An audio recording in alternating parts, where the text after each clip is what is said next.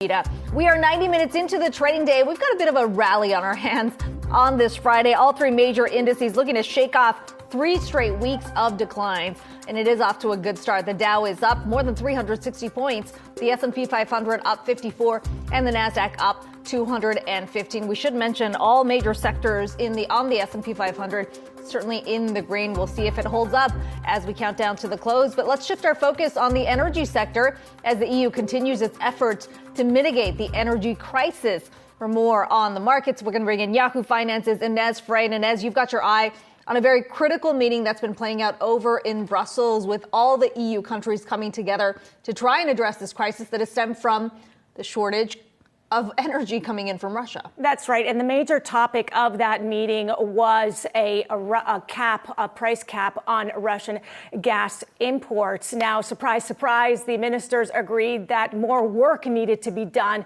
when it comes to this idea, because there was also an idea floated of a cap on all imports. One of the proposals that was also floated around was a levy on energy companies.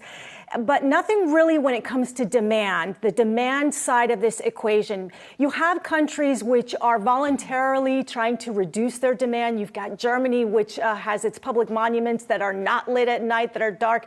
You've got also Denmark that has said that it will not light its public buildings at night. You have rules as to cafes and the type of temperature that they have to have inside their cafes or their shops, but nothing really on demand. And look, the big concern here is that if they don't curtail this, if they don't try and put this energy crisis under control, that there will be rationing when it comes to this winter, that there could be even social unrest.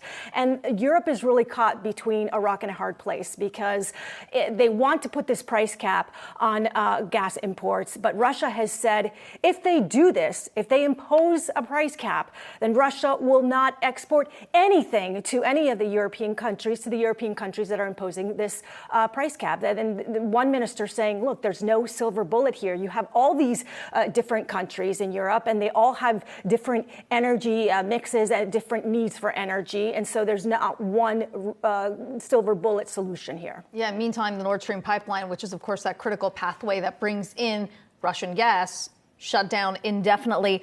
This does beg the question, who's going to fill the void, especially on gas, but also oil at a time when Europe had been heavily reliant.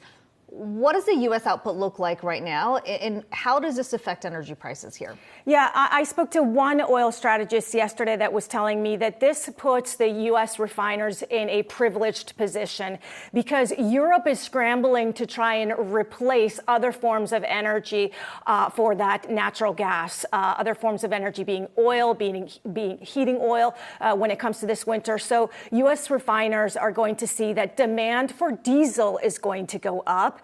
This strategist saying that you could see diesel prices nearing $6 a gallon again. And also demand for heating oil will go up as the U.S. starts exporting more of this towards Europe. Okay, and you see on the chart there, WTI crude up almost 3% there. Thanks so much for that, Ines.